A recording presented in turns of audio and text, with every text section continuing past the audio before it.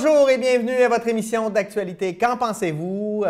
Où on décortique l'actualité de la semaine, on y réfléchit, on donne notre opinion. On vous brusque parfois, mais c'est important de discuter de tout ça. Et avec moi, mon Dieu Seigneur, merci, je suis tellement heureux et chanceux dans la vie de pouvoir être accompagné autour de la table par M. Jules Simard. Salut! Ça va bien? Ah, il le faut. On est en plein hiver. Hein? Eh oui, là, c'est commencé, là. Mais on dirait que d'habitude, c'est progressif. On dirait que cette année, ça a fait poum, hiver. Oui, c'est ça. Puis, en fait, autant c'est. On appelle ça, je pense, c'est des changements climatiques. Hein? Tu as vu comment est-ce qu'on a eu quand même une très belle été? Oui. Hein? Puis là, tout d'un coup, depuis le mois de septembre-octobre, vent, frais, maintenant froid. Et j'écoutais les météorologues hier qui disaient que il y aurait peut-être là, des possibilités qu'on ait en décembre des réchauffements. Je comprends plus rien, là. C'est ça. Je comprends plus rien.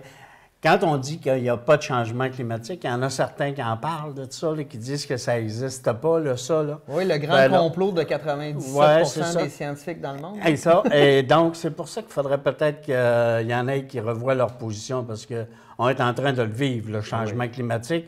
Et les effets que ça va avoir... Là, c'est pas si tant pire. On a eu un été quand même agréable. Et maintenant, si on a toujours des étés agréables de même, on va peut-être manquer d'eau quelque part. Manquer d'eau, on le voit déjà, la grande problématique qui arrive en Afrique du Sud, d'ailleurs. Exact, exact. Là, on n'est pas... ouais, c'est ça. Non, je pense que ça devient un problème qui vient dans notre quotidien. Oui, ça va dans le quotidien de tout le monde. Il va falloir changer nos habitudes. Il va falloir penser à ça, mais en tout cas, là, il fait fret. Oui, là, on est correct.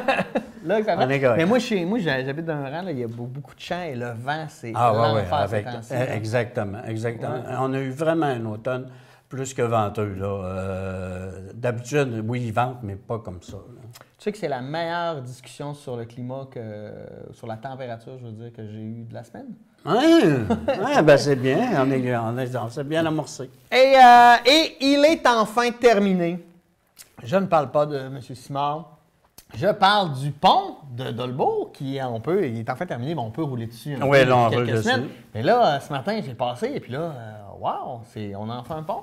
Mais tu sais, on a l'impression que c'est long, que ça fait une éternité, mais au bout du compte, ça s'est bien passé. Là. Oui, et en fait, ça l'a pas trop nuit. Non. Hein? Aux échanges qu'il y a. Par rapport à ce qu'il y a eu à Saint-Félicien. Exactement. C'est un peu la réaction qu'on a tous là, de voir.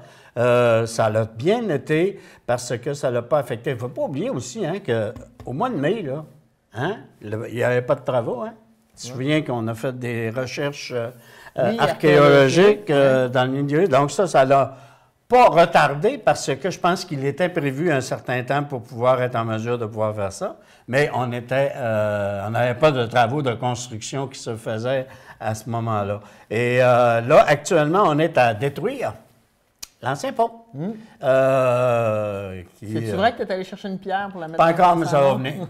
J'ai demandé au caméraman au moins d'aller prendre des photos, pas des photos, mais des vidéos, parce que je me souviens quand on a débâti la bâtisse qu'il y avait qu'on appelait... ça appartenait... on avait un commerce pour les commerces, là, où est-ce que tu pouvais acheter en gros. OK? Qui avait... Oui, le cash and carry. Bon, merci. Mon Dieu, tu me là, je suis rendu avec... tu vois, qu'est-ce qu'il y en a? La mémoire, des fois. Et, donc, le cash and carry, quand j'étais journaliste, j'avais effectivement été, quand il a été détruit, là, pour faire, entre autres, la piste cyclable, qui était à ce moment-là, je trouvais ça important qu'il y ait un témoignage journalistique. OK? Donc, j'avais pris une série de photos qui sont actuellement donc, dans les archives du Nouvel Hebdo et qui ont vu là, les travaux de ce bâtiment-là qui est disparu. Je ne te parle pas de monument patrimonial là, quand je te parle de ça, mais je pense que je trouvais important. Et c'est pour ça que j'ai demandé au caméraman d'aller nous voir des images on est en train de détruire ce pont. Parce que déjà, dans 10 ans, on ne se souviendra même plus. Qu'il y avait un pont là. Qu'il y avait un pont là, effectivement. Ah bon. On pensait qu'on avait terminé de parler d'élections, mais non, je t'en reparle encore aujourd'hui parce que là, je veux avoir ton avis. On a une idée, un portrait en fait des candidats qui vont se présenter pour les différents partis à la partielle qui aura lieu le 10 décembre dans le comté Roberval. On se rappelle que c'est le comté qui avait été remporté lors de l'élection il y a moins de au début d'octobre. Par l'ancien premier ministre Philippe Couillard, qui a démissionné. Donc, les candidats qui vont se présenter pour les différents partis. Donc, on a Mme Nancy Guillemette pour la CAQ, M. William Laroche pour le Parti libéral. On a pour Québec solidaire Luc-Antoine Cochon qui se représente. Et pour le Parti québécois, c'est aussi le même candidat, M. Thomas Godreau, qui se représente pour le Parti québécois. Et je pense que aussi, c'est le même candidat au niveau des conservateurs. Le Parti conservateur. Je n'avais pas vu l'information passer. Donc, pour les conservateurs, à quoi on doit s'attendre? C'est quoi ton analyse des différents candidats, des enjeux? Est-ce que le fait qu'on est en début de mandat avec un gouvernement majoritaire caquiste, ça a une incidence? La première question qu'il faut se demander, c'est, oui, on l'a rapidement, l'élection. Et est-ce que le gouvernement actuel, en décidant de le faire aussi rapidement, est-ce qu'il ne veut pas encore bénéficier de la fameuse vague qui a eu lieu lors de la dernière? La lune de miel. Oui, on est encore en lune de miel. Donc, c'est peut-être un des éléments du pourquoi qu'on l'a aussi rapidement. Aussi peut-être penser que des partis comme les libéraux, les péquistes l'ont peut-être vécu dur, donc peut-être plus désorganisés. Désorganisé, fort probablement pas. C'est-à-dire que l'organisation électorale des partis, comme le Parti libéral, le Parti québécois, et en fait, celle-là qui est peut-être le plus désorganisée, c'est la CAQ. Ouais. Hein? Dans le comté... Parce qu'il n'y avait pas d'organisation. Non, il n'y en avait pas, tu comprends? Puis il n'y en a toujours pas, sauf au niveau de leur instance nationale qui... Maintenant, que ce soit le Parti libéral ou que ce soit le Parti québécois, entre autres, on a sur le terrain des organisations qui sont déjà en place et qui, oui, à pied levé, peuvent relever des défis. Ce n'est pas toujours les mêmes personnes qui peuvent passer dans beaucoup de cas, c'est le ou la candidate qui va déterminer qui va travailler dans l'organisation et qui va aller travailler dans l'organisation. Et d'ailleurs, le candidat ou la candidate a à choisir effectivement des individus qui sont proches d'eux pour pouvoir être en mesure de mener une campagne qui sera efficace, on l'espère, pour chacun. Alors, pour ça, c'est pas nécessairement, je pense, oui, en déterminant, c'est sûr qu'il y a des plaies, que ce soit au niveau du Parti libéral ou au niveau du Parti québécois, il y a de bonnes plaies à s'arranger. Mais c'est peut-être dans la structure du parti au niveau national. Aussi, ça, c'est évident. C'est évident parce qu'au niveau local, il reste encore et des libéraux et il reste encore des péquistes dans le comté qui veulent essayer de reprendre, non pas le pouvoir, parce que là, le pouvoir, qu'on le veuille ou non, ça va être accordé au candidat ou à la candidate de la CAQ, parce que c'est toujours qu'ils sont au pouvoir. Est-ce que l'électorat du comté de Roberval va voter cette fois-ci pour se dire, OK, on sait que les dernières élections, ça a été un vote de reconnaissance à l'endroit de M. Couillard, et cette fois-ci, est-ce qu'on va se dire, bon, bien, OK, on vote pour le pouvoir, on sait que le comté de Roberval est quand même, au niveau de l'électorat, habituellement reconnu. Ou encore, est-ce que les partis vont dire cette fois-ci, parce que, tu sais, je vais prendre l'exemple du Parti québécois. Le Parti québécois ne peut pas arriver et dire, par son candidat, même si c'est le même, écoutez, moi, là, si vous élisez pour moi, le programme du Parti québécois que nous avions mis de l'avant pour le comté, voilà ce que nous voulons réaliser. Il ne sera pas au pouvoir. Par contre, qu'est-ce qu'il peut aller chercher et qu'est-ce qu'il a à offrir à l'électorat pour pouvoir être en mesure de remporter son élection? Est-ce que, je vous avoue ne pas être actuellement dans le secret des dieux stratégiques là-dessus, même si on sait que j'ai eu une implication dans cette organisation-là, mais on va dire, comme on dit souvent, on jase, là, hein? Est-ce que le candidat du Parti québécois n'aura pas à dire, bon, bien, cette fois-ci, écoutez, est-ce qu'on dit que le Parti québécois est mort à l'échelle du Québec? On dit que le Parti québécois est le parti d'une génération.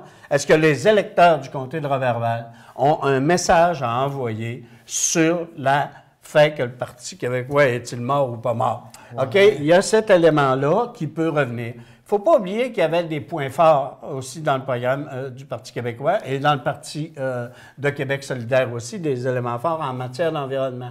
Or, et on sait qu'au niveau de la CAQ, on n'avait pas. On se souviendra d'une des déclarations de M. Legault à l'effet que, ah oui, c'est vrai qu'il y a de bonnes idées dans les autres partis en matière d'environnement. Eh bien, nous irons piger dedans.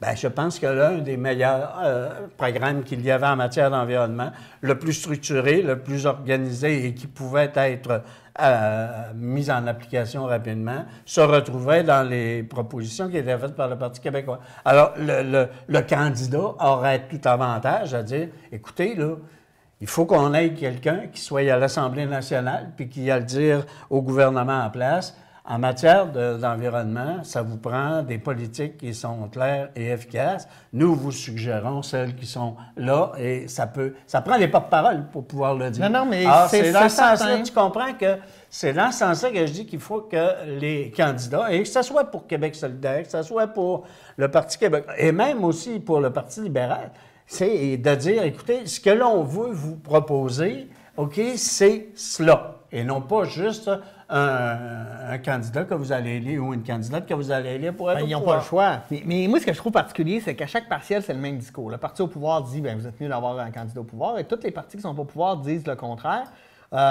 Mais quand eux se retrouvent au pouvoir ou dans l'opposition, vont changer le discours en fonction de où ils se retrouvent. Oui, mais ça, c'est de la stratégie là-dessus. Pas de la stratégie, c'est du cynisme, moi, je trouve. Je dis quoi? Non, tu proposes quoi? Non, c'est important, là. Tu proposes quoi au Parti québécois, disons? Ou à la... Non, mais moi, c'est parce que ça me fait toujours rire. Quand, mettons, moi, l'exemple, c'est les libéraux. Quand ils sont au pouvoir, ils vont dire, là, une partielle, voter pour le pouvoir, c'est important parce qu'on le voit, ça a une incidence. Et là, ils sont pas au pouvoir. Et là, quand ils présentent leur candidat, c'est important d'avoir une voix forte dans l'opposition. Avoue que ça nourrit le cynisme, là. C'est le même parti qui change de discours totalement selon Et tous les partis font ça. Oui, mais la structure parlementaire est ainsi faite. Oui. Si je me présente demain matin, je le sais que c'est pas... Si je me présente au Parti québécois demain matin, je le sais que je ne serai pas au pouvoir.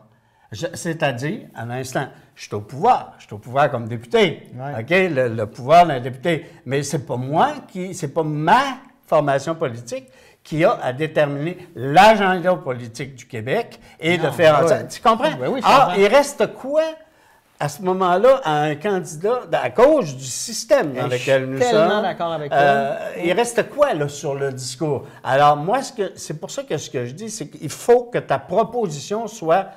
Ce n'est pas une opposition forte qu'il faut avoir. Mais pour que nous puissions être en mesure d'avoir dans les idées qui étaient soumises par les partis qui actuellement forment l'opposition, il y avait des idées qui étaient bonnes pour le Québec. On peut encore les pousser. Et voilà, et ça prend quelqu'un. Oui. Si demain matin, on élit personne qui veulent que le programme de Québec solidaire en matière d'environnement soit fait, et qu'on ne vote pas pour un candidat ou une candidate, l'électorat ne vote pas pour un candidat, ça veut donc dire qu'il n'y a pas personne qui va aller faire de l'avant. Je le sais qu'ils ont déjà 10 députés, mais tu comprends ce que je veux dire, c'est que la partielle devient importante au niveau du discours des partis d'opposition en matière de dire ce sont ces idées-là aussi qu'il nous faut aller défendre. Mais là, la différence, selon moi, c'est quand une partielle arrive, mettons, après 2 ou 3 ans, les élections s'en viennent et là, on voit quelque chose qui s'en... Mais là, on est en début de mandat. Je pense que ça va être difficile. Ça va être difficile. Qu'est-ce qui va être difficile? Bien, je pense que ça va être difficile pour les autres partis de faire valoir que de l'importance d'avoir un député quand le pouvoir est là pour 4 ans facile. Là. Tu penses pas? Moi, je pense qu'on est en période électorale. Ouais. Ce que l'on a à déterminer, c'est qu'actuellement, on le sait, le comté l'électorat du comté de Roberval, j'en ai quand même couvert quelques-unes des campagnes électorales, l'électorat du comté de Roberval, habituellement, vote pour le pouvoir. OK?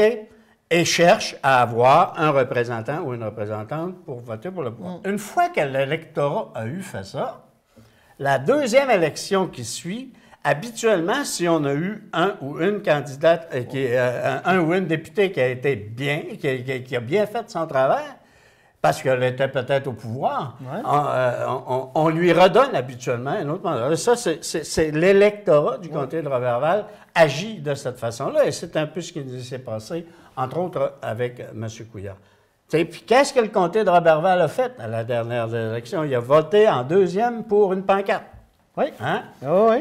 Il votait pour la CAQ. Mais, si tu veux, on avait un candidat. On est parfaitement d'accord, c'était une non-campagne de la CAQ dans Roberval. Bon, OK. Donc, on en était à se dire, qu'est-ce qui maintenant peut faire en sorte qu'à cette élection partielle-là, c'est drôle, on va peut-être avoir la vraie élection dans le comté de Roberval avec l'élection.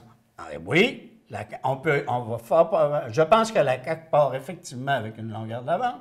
Par contre, il faut que pas la conférence, mais la campagne se fasse. Et dans la campagne, il y a un vrai débat, ce qu'il n'y a pas eu. Exactement, on n'a pas pu en avoir.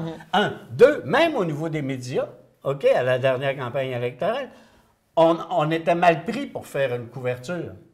Parce que si je parlais du Parti québécois qui venait d'émettre un communiqué de presse, il faut que, selon la loi électorale et la loi des diffuseurs, que j'aie le même temps qui soit consacré à la CAQ. Bon, la CAQ ne m'envoyait pas de communiqué. Fait que je disais quoi? Bon, le communiqué, je ne peux pas le passer. La CAQ ne m'en a pas envoyé. Le Parti libéral ne m'en envoyait pas. Donc, je ne peux pas l'envoyer non plus. Et, bon, Québec solidaire m'envoyait quelque chose.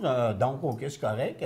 Mais j'ai 2 sur 4 que je ne peux pas passer. Alors, qu'est-ce que ça fait? Et tu n'avais pas eu non plus de débats qui se sont faits parce il y en a eu en cégep, mais tout le monde n'était pas présent. Ben non, c'est ça. C'est pas un vrai débat, on peut pas. Mais moi, je suis parfaitement d'accord, c'est que ça démontre que maintenant, dans les élections, notre système est fait où on devrait voter pour des candidats qui se représentent dans les comtés, mais la manière que les campagnes électorales sont faites et que notre système fonctionne, aujourd'hui, on vote pour un chef, un parti, une idéologie, puis le candidat, à moins de transcender, parce qu'il y en a qui le font, souvent, ben, peu importe ta qualité, tu passes dans le tordeur ou tu te fais élire par une vague. Mais c'est le système, malheureusement, qui nous amène. Il faut être efficace. À un moment donné, si tu veux être efficace, tu te dis, OK, c'est correct. La campagne électorale, ça va être le chef ou la chef puis le national qui va la driver. Oui. Comme on a vu. L'amener. Là. OK? Et si tu te plantes, ben, ça veut dire que mes candidats vont aussi se planter ou mes candidates vont aussi se planter. Mais il y a quand même une partie. Et la partielle, par exemple, nous permet la partielle de jouer tant sur la personnalité du candidat que sur les idées fondamentales des partis qui sont en maître. Et c'est cela qu'il faut qu'il se fasse. Est-ce que la presse va traiter maintenant l'information en se disant « Bon, ben OK, c'est correct, on part dans le comté de Roberval, fort probablement que la CAQ va l'emporter. Bon, ça ne nous donne quasiment rien d'aller voir les autres pour voir ce qu'ils en disent. » Tu comprends? C'est là, il y a un rôle au niveau, parce que sur le terrain, les candidats, c'est ce qu'ils vont défendre. Ils vont défendre des positions devant l'électeur ou l'électrice qui est devant elle. Il n'y a pas de journaliste à côté. Donc, mon débat il vient de se faire entre cette personne-là et peut-être que je peux influencer 3 ou 4 personnes avec cette chose-là. Tu comprends? Mais les idées ont été mises là-dessus. Ça, là, dans la campagne, le phénomène de la campagne électorale, quand on le voit de l'intérieur, il y a énormément de travail qui n'apparaissent pas. Ben oui. Et puis une campagne électorale, c'est aussi fait pour convaincre. OK?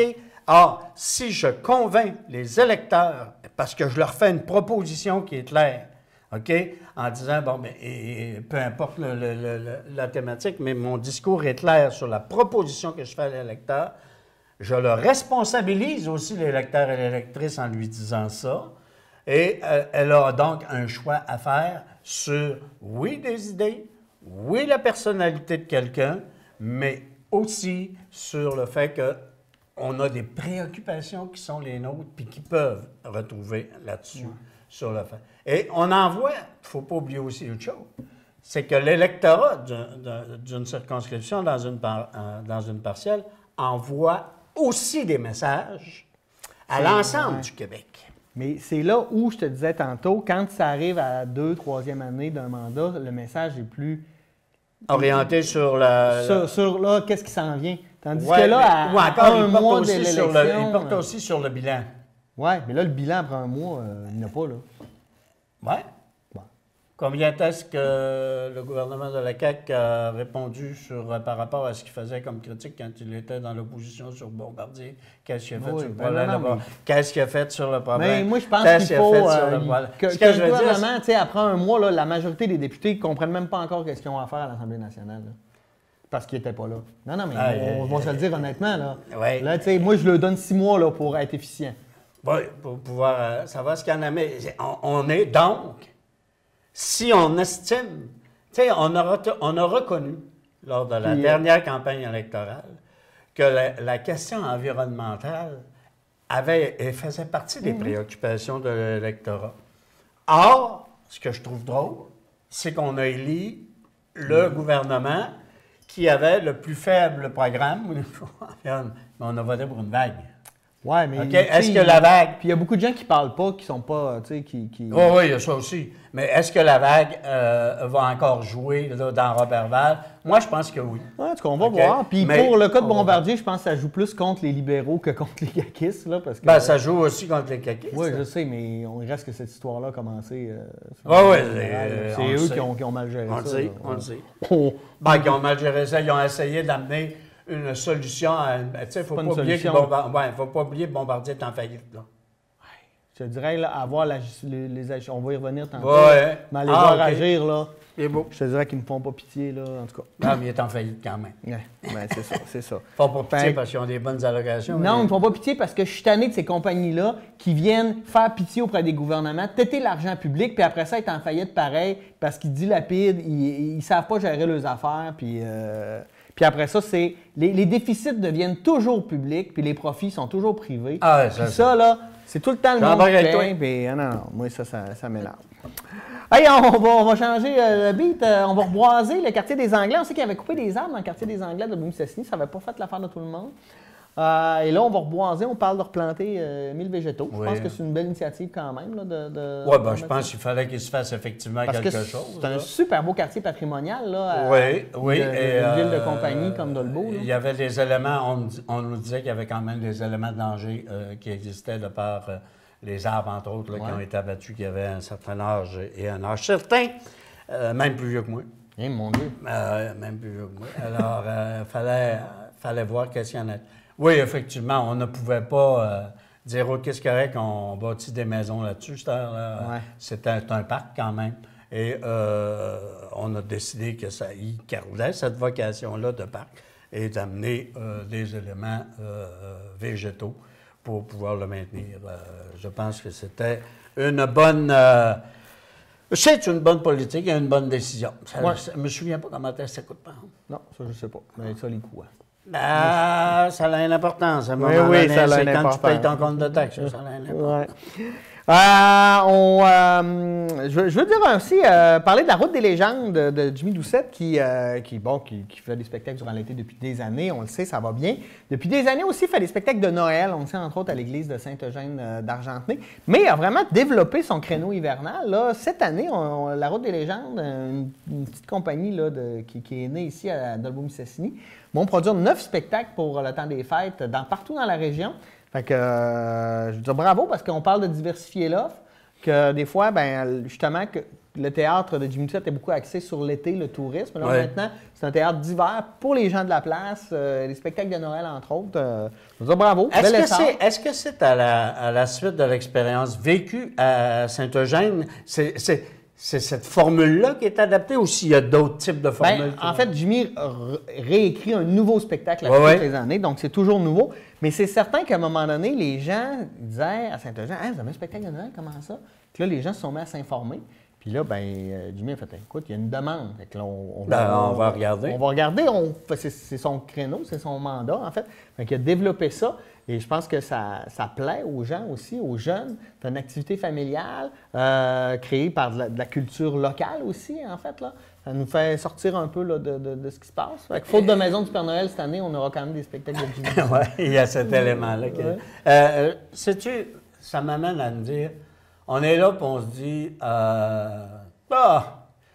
Jimmy, il fait des spectacles chez nous, hein, c'est le fun, c'est bon, c'est bon, c'est bon. La renommée que Jimmy a maintenant, à l'échelle, non pas de la région du Saguenay-Lac-Saint-Jean, mais de partout au Québec, on sait qu'il le fait. Ça, là, c'est drôle, mais moi, j'aime ça parce que ça rejaillit sur nous autres. Ben oui. OK? Et le fait qu'en région, il peut se faire des choses. Il y en a qui m'envoient la critique. C'est gugus pas mal. Il y en a qui amènent de ce genre de choses-là. Pas grave. Il a quand même fait la mise en scène de la parade des jouets dans la ville de Québec. Ça fait plusieurs années. C'est des gros contrats. C'est ça. Ouais. Alors, moi, je trouve ça, numéro 1, que des éléments qui sont venus de chez nous, dont on a eu des particularités au départ. Dont il était très fier parce que Jimmy, il continue à travailler puis à promouvoir la culture en région. Puis, oui, et c'est plus que très bien. Ouais. C'est ce qui permet justement à des gens dans un milieu de se dire on est capable non seulement de vivre mais de la culture, mais on est capable aussi d'en vivre en bonne partie chez nous et pas juste à Montréal ou à Québec. Ouais. C'est génial. Et là-dessus, on prend une petite pause et on vous revient dans quelques instants avec la suite de l'actualité de la semaine. À tout de suite. Quand on m'a proposé ce projet-là, je me suis dit que c'était un défi incroyable. Parcourir 2000 km seul en suivant le réseau électrique, ça m'a amené à repousser mes limites.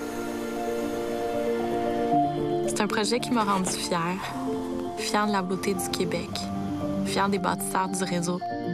Mais ce que je retiens surtout, c'est qu'en dépassant nos limites, on peut arriver à quelque chose de formidable. C'est vraiment inspirant. Épargne Placement Québec présente le risque selon Ginette. Depuis toujours, Ginette aime prendre des risques. Parfois calculés et parfois pas. Mais lorsqu'elle a voulu s'assurer d'une retraite excitante, Ginette n'a pris aucun risque. Elle a épargné avec le REER d'Épargne Placement Québec et ses produits garantis à 100%. Réalisez vous aussi votre projet. Communiquez avec l'un de nos agents d'investissement. L'encadrement du cannabis, noir sur blanc. Actuellement, le cannabis est légal pour les 18 ans et plus. Et seule la Société québécoise du cannabis est autorisée à en vendre au Québec. Un adulte peut posséder jusqu'à 30 grammes de cannabis séché dans les lieux publics, sauf ceux où c'est interdit. On ne peut pas en cultiver soi-même, en fumer là où c'est interdit pour le tabac et dans d'autres lieux spécifiques, ni conduire après en avoir consommé. Informez-vous sur encadrementcannabis.gouv.qc.ca. Bonne journée, mon grand. Je m'appelle Jacob, j'ai 6 ans et j'ai une amputation à la jambe gauche. Salut! Aujourd'hui, c'est une journée spéciale parce que je vais faire une présentation devant mes nouveaux camarades de classe. Ça, c'est ma jambe de natation. Ma prothèse de natation, c'est les amputés de guerre qui me l'ont donnée. Merci de votre appui. Ça va bien? Ici, on travaille en français. Moi, je travaille en français. Moi, je travaille en français. Moi, je travaille en français.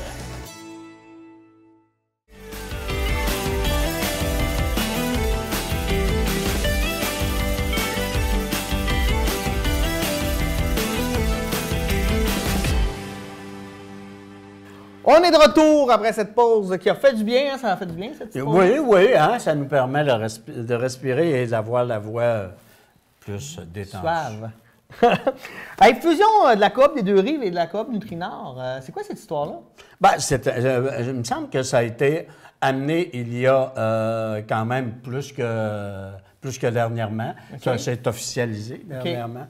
C'est une fusion, je me souviens, on en avait parlé même là, en début d'année quand c'est venu. On s'inquiétait sur le fait que des entreprises à direction locale maintenant devenaient avec une direction régionale, que ça pouvait avoir un impact sur... une perte de contact avec le terrain. Une perte de contact et ces choses-là. Alors, on en est là. Mais je pense qu'au niveau de la coop des Deux-Rives, à un moment donné...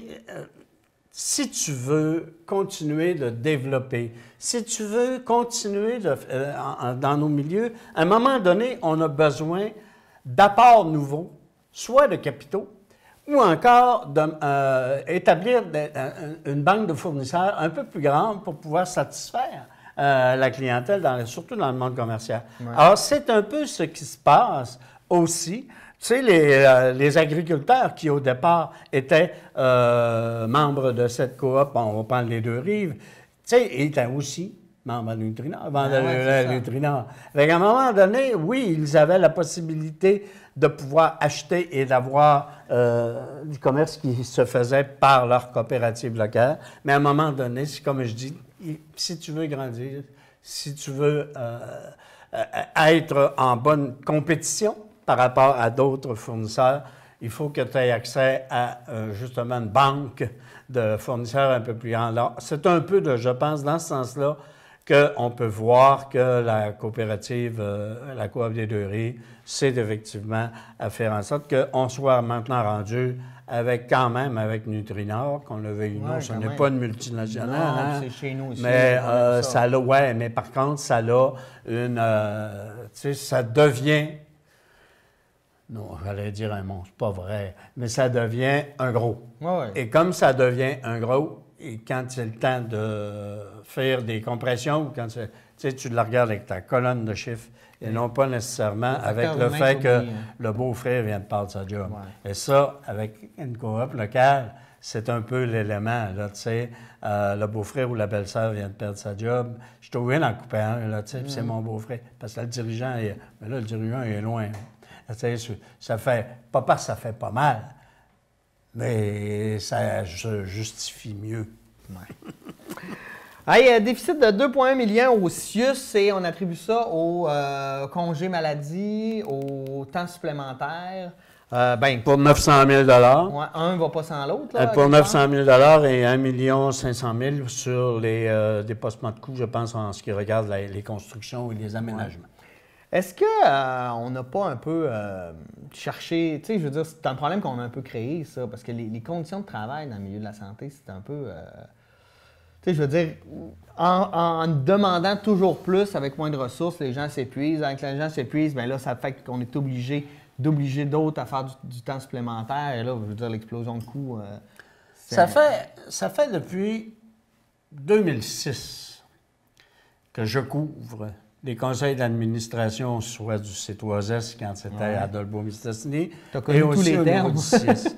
Et la problématique du temps supplémentaire, ou pas du temps supplémentaire, du temps de l'absentéisme au travail en raison de problèmes de santé, a toujours été une problématique avant qu'on soit dans le CIUS. Et dans le CIUS, les gens que j'ai entendus cette semaine reconnaissent qu'effectivement, l'ensemble des changements qui ont été apportés lors des dernières années avec la création du CIUS a amené chez le personnel, effectivement, une augmentation, non seulement peut-être de tâches, mais d'obligations, qui ont fait en sorte que les gens se retrouvent, plus souvent qu'autrement, pas en burn-out, mais en dépression ou en épuisement professionnel. En épuisement professionnel qu'on appelle aussi. Alors ça, oui, ça explique une bonne partie du déficit qui a été orienté. Par contre, moi, ce que je dis, c'est que il faut relativiser des choses. Il y a 2 millions de déficit au CIUS. C'est quoi le budget de déficit? C'est quoi le budget du CIUS dans la région? Aucune idée. Aucune idée. Combien de centaines de millions de dollars? Non, écoute, beaucoup. Hein? 2 millions?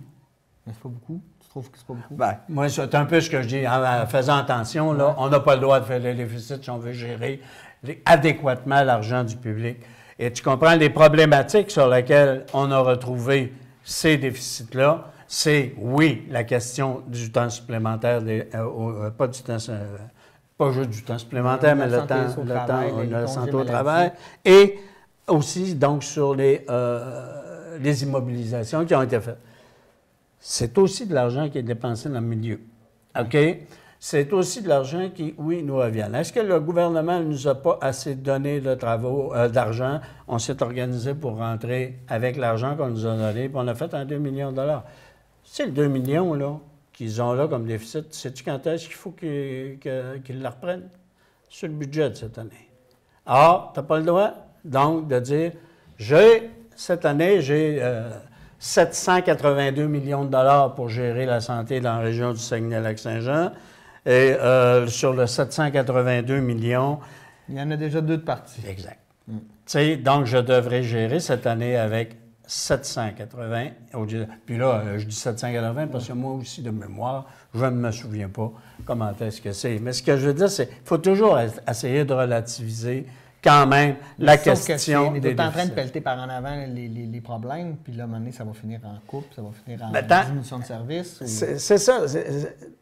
La problématique de la santé au travail, est-ce que c'est juste en remettant de l'argent pour embaucher du monde qu'on va le régler? Je te pose la question. Je connais pas assez, tu sais, je suis pas sur le terrain, mais je sais que les conditions de travail des infirmières elles sont un peu apocalyptiques. Là. Bon, oui, c'est pas facile. Maintenant, ce que je veux savoir, et fort probablement, moi, je veux pas juste savoir, fort probablement que l'ensemble aussi là, des gestionnaires se disent, est-ce que c'est en rajoutant du personnel que je vais régler le problème? Si je règle le problème en rajoutant du personnel, je me retourne d'abord, je dis au gouvernement, c'est pas 782 millions qu'il faut que tu me donnes cette année. Je veux régler mon problème avec ça serait 790 millions qu'il faudrait que tu me donnes. Dire non. Et le gouvernement devra, qu'il le veuille ou non, regarder si effectivement on ne solutionne pas. Parce que, comme tu dis, on ne peut pas continuellement pelleter en avant des problématiques de l'ordre de 980 quelques mille dollars annuellement reliés à des problèmes qui sont sur la question du... On va suivre ça parce que c'est... Moi, ce que la je dis... La santé, c'est complexe. Il faudrait... Mais pour avoir assisté à la rencontre qui s'est tenue à Dolbeau-Mistassini du CIUS cette semaine, il y a quand même 2 éléments, si tu me permets, j'aimerais qu'on revienne là-dessus. La radiologie? On sait, oui, au niveau de entre autres, de la découverte en radiologie, en entrevue avec une des personnes qui est responsable de ce phénomène-là, ce qu'on me disait, c'est que il n'y a pas de déficit ou au niveau de la radiologie, le service est en opération 7 jours semaine. OK. OK, ça reste. Et c'est toujours là. OK? Sauf pour certains types d'examens où là, on a besoin d'avoir la présence d'un radiologiste pour donner la lecture et le diagnostic aux autres. Or, ça, je ne me souviens pas dans quelle spécialité, entre autres, c'est nécessaire. Or, oui, il arrive, au moment où on se parle, que le CIUS n'a pas la ressource professionnelle, des ressources professionnelles suffisantes pour assurer, peut-être pour 2 cas qui surviennent la fin de semaine à Dolbeau-Mistassini, là-dessus, mais la ressource, elle est à Roberval ou elle est à Alma. Donc, c'est pour ça que là, l'examen devrait être capable de se faire. Ce qu'on nous dit, c'est que aussi, puis la directrice générale, Mme Labbé, disait à la réunion, oui, on est effectivement en période de recrutement de personnel et on le sait que ça nous prend, on est en manque de radiologistes sur certains éléments et là, on est dans tout le processus de recrutement de personnel. Alors, c'est-à-dire que, est-ce que j'ai suffisamment d'avantages? C'est toujours bien le fun de venir travailler en région. Être aux prises aussi. Je ne veux pas les excuser là-dessus. Mais ce que je te dis, c'est qu'on me dit que, donc, il serait faux de dire qu'on est en découverte de services. Mais oui, il arrive actuellement, à certains moments, plus particulièrement lors des fins de semaine, parce que les radiologies, la radiologie, tu te blesses en faisant ton arbre de Noël et tu tombes en bas de ton escabeau puis ton coude, là, OK? Il va te passer. Ils vont te le passer, puis tu vas savoir qu'est-ce qu'il y en a. Parce que tu n'as pas besoin d'un radiologiste pour lire. la radio. OK? Le médecin qui est à l'urgence, il est capable d'avoir si t'es cassé, puis où est-ce que t'es cassé, puis comment est-ce qu'il faut qu'il mette son plâtre. Donc, c'est ça. Pour ça qu'on me disait, on ne peut pas parler de découverte de services en soi.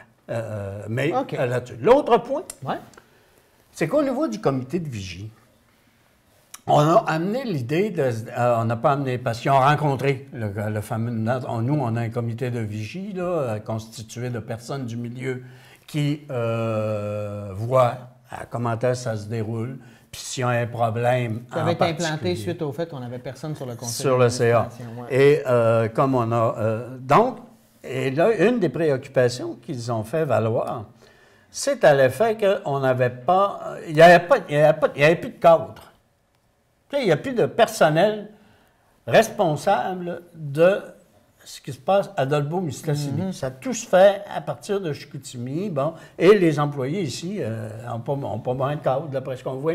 Ils sont capables d'opérer et tout ça. Mais ça amène quand même un élément, pas d'incertitude, mais au niveau de la responsabilité finale. Tu sais, l'employé qui sait qu'il ne sera peut-être pas cautionné par sa haute direction sur un geste qu'il a à entreprendre, va-t-il faire le geste? Il ne le fera-t-il pas? Ou il dirait, si j'avais quelqu'un qui me dirait, oui, c'est exactement ça qu'il faut que tu fasses.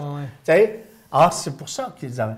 Ce qu'on nous dit à ce niveau-là, c'est qu'on va tenter d'avoir une meilleure communication entre les gens du comité et le personnel en place et les directions par rapport au cadre, ou, pour pas qu'on l'apprenne par les journaux, que tu vas être en déficit de... Puis que ça soit ramené, puis qu'on comprenne. Alors, ce qu'on nous dit, et semblerait-il, la rencontre aurait été quand même positive, effectivement. L'autre point sur lequel je les ai interrogés, moi, c'était sur... on a accordé 80 millions de dollars pour refaire le département de chirurgie au centre hospitalier de Chicoutimi en début d'année. Nous, on le sait, là, en 2015, le ministre de la Santé est venu nous annoncer qu'on referait le département des opérations, donc les blocs opératoires. Le bloc opératoire à l'hôpital. Puis on n'a pas depuis le temps...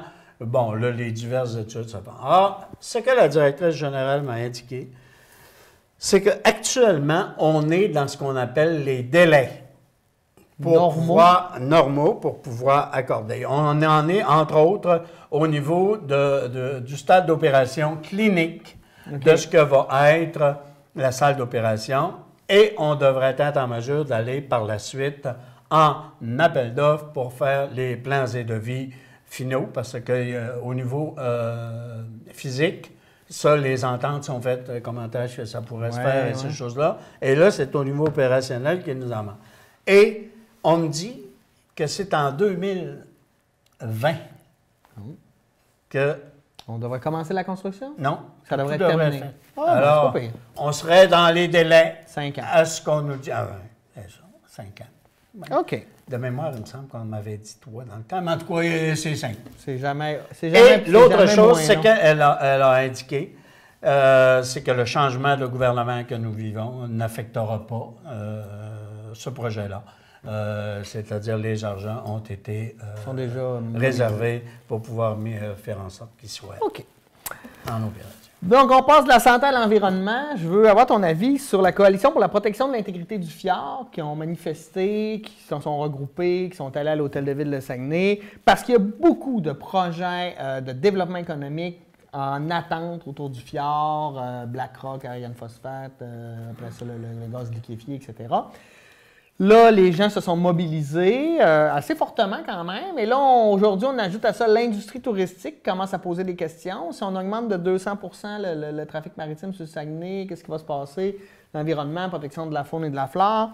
Est-ce qu'on devrait, parce que ça reste un parc marin qu'on devrait protéger, est-ce qu'on doit développer l'économie à tout prix parce que c'est toujours l'environnement qui paye, ou à un moment donné, il faut mettre ses culottes puis faire, l'environnement, c'est notre avenir, c'est l'avenir de nos enfants. On va mettre ça avant les projets économiques. Ou on est capable de faire les deux en conciliant je pense que c'est la et, solution. Pas la solution, c'est l'élément qu'il faut regarder. Moi, ce qu'on nous indique, pardon, pas un qu'à moi, là, mais ce qu'on nous indique, c'est à l'effet qu'il y a effectivement, il faut qu'il y ait rencontre entre des usagers actuels et des usagers futurs sur l'impact, et non seulement l'impact, mais quels sont les...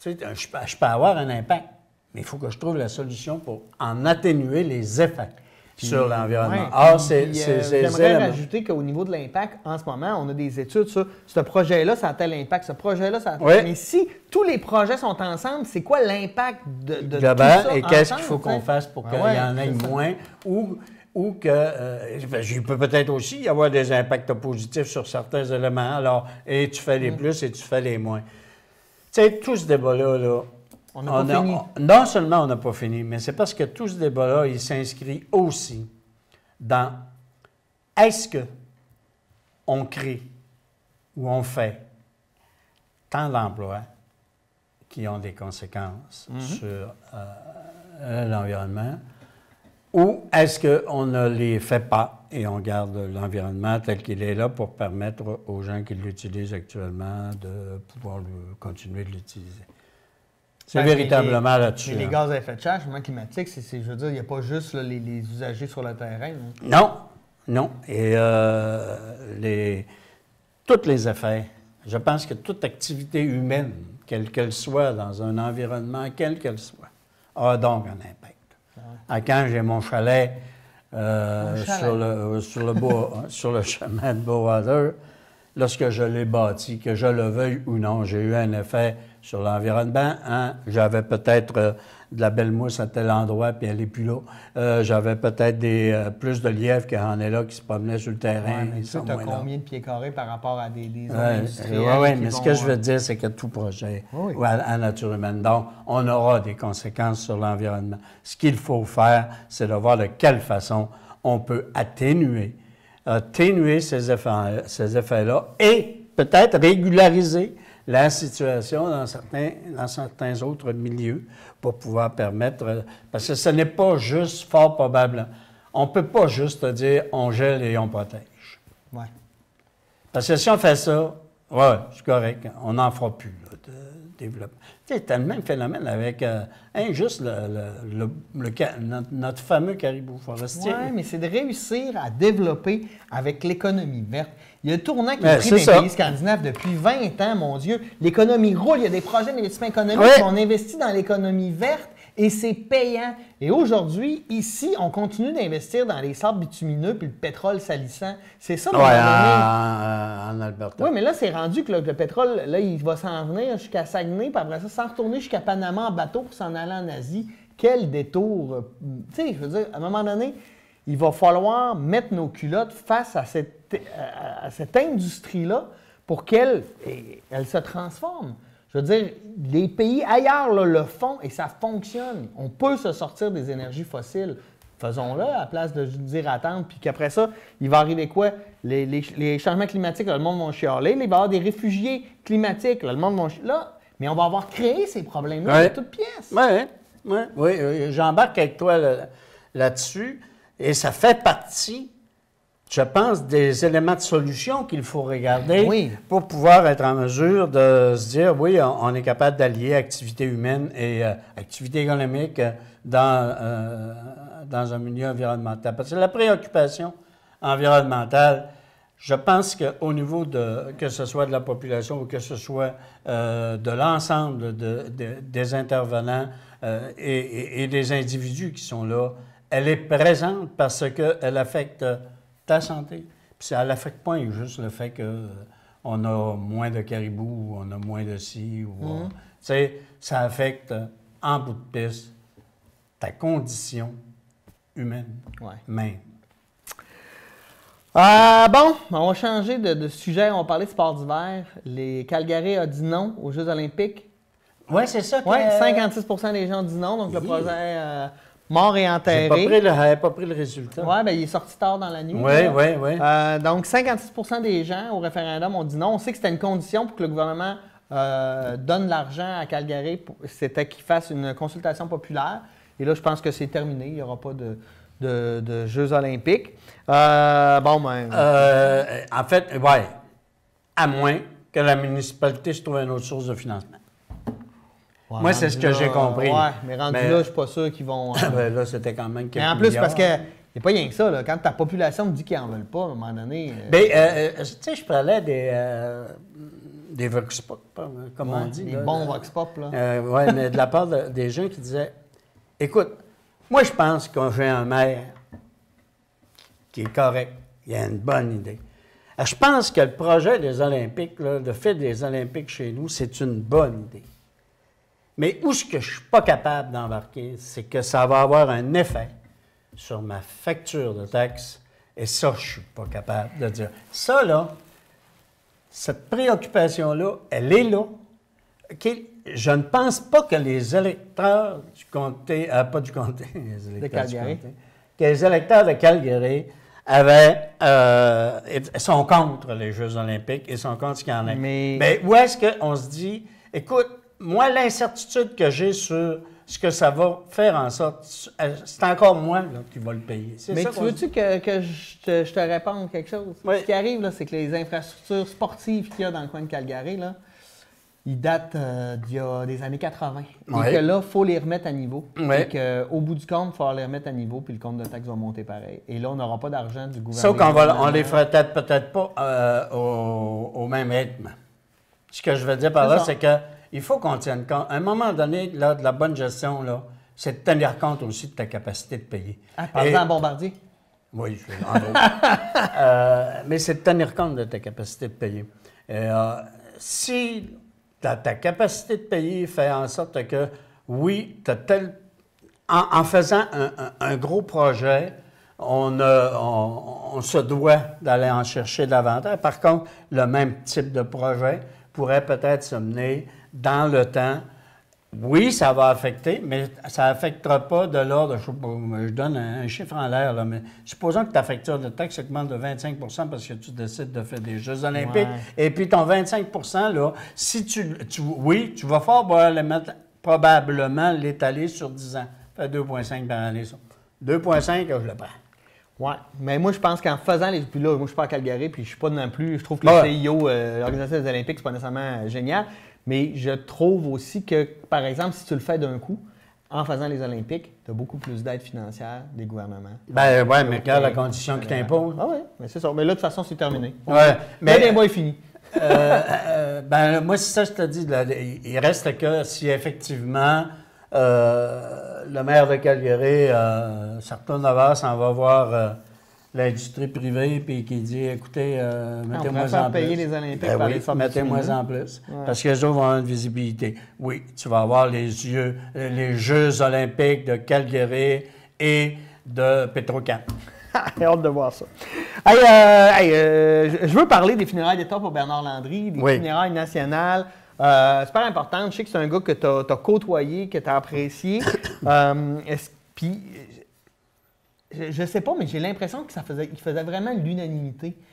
Son côté humain, rassembleur, même si par ses adversaires politiques, je pense qu'il faisait l'unanimité, son côté impliqué à tout point de vue, dévoué.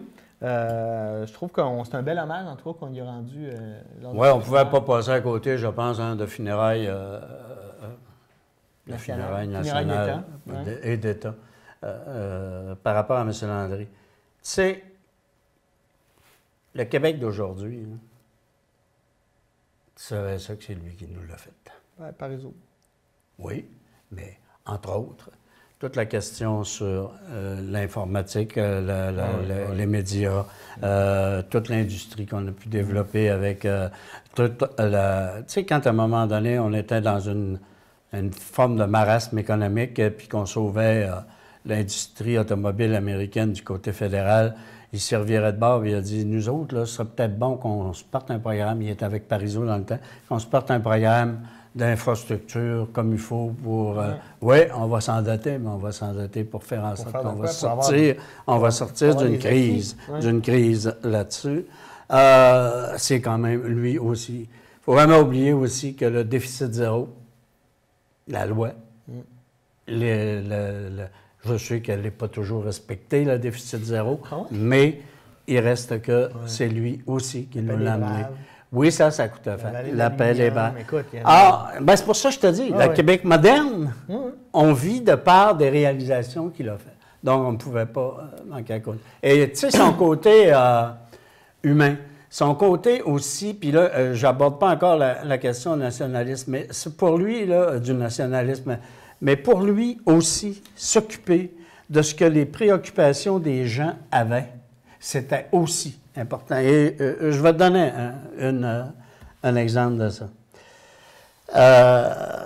À la fin des années, au début des années 2000, donc, j'étais attaché politique du député Benoît Laprise et M. Landry était venu ici, dans la région, dans le comté. Et nous avions à ce moment-là un projet d'essayer de faire en sorte que un Woodmiser, c'est-à-dire pas un Woodmiser, mais un lecteur qui était pour les séries, un lecteur pour pouvoir donc pas de mettre de pression, mais il reste 2 minutes à OK, je vais essayer de te faire rapidement. Je veux avoir la fin de l'anecdote. Pour te dire que donc, il y avait un équipement qui avait été inventé par le CRIC, qui avait été mis au point par le CRIC et qu'on était en train de vendre aux États-Unis pour pouvoir être capable de le mettre en production et tout ça. Et nous avions ici en temps l'entreprise Gémofort. Et M. Landry rencontrait, je m'étais organisé pour qu'il puisse rencontrer les dirigeants de Gémofort pour pouvoir être en mesure de... Parce que Gémofort disait « Hey, vendez-nous-les! Vendez-nous-les le droit! Nous, on va le mettre en production. On a besoin de ça pour faire nos séries et tout ça. » Et à la fin de la réunion, Bernard Landry a embarqué dans sa limousine. Et là, c'est le ministre Jacques Brassard qui me raconte la fin. Il a pris le téléphone, il a appelé le directeur du CRIC. Il dit, hey, on est-tu en train de vendre? Il dit quelque chose, il dit aux Américains, là, est-ce que ça en est rendu, là, ça? Il dit, on est sur le bord d'avoir une entente, puis nous devrions avoir un bon. Il dit, tu m'arrêtes tout ça, là. Il dit, garde, il dit, la gang de Gémofort, là, ils sont ici, là. C'est une entreprise du Québec qui veut essayer, puis qui est capable de produire ça, puis ça va l'aider. Il dit, OK, vous vous mettez en négociation avec, puis vous allez vous organiser pour que vous allez avoir une entente pour la garder ici. Et Gémofort a eu le droit. Et voilà, un coup de téléphone du premier ministre. Hey, merci! Jules, pour toutes ces informations et cette belle anecdote. On va saluer M. Landry et on va le remercier beaucoup pour le service rendu au peuple québécois. Là-dessus, nous, on se dit merci. J'espère que ça va passer une belle semaine et on se dit à la semaine prochaine pour une nouvelle édition de Qu'en pensez-vous? Bonne semaine à tous!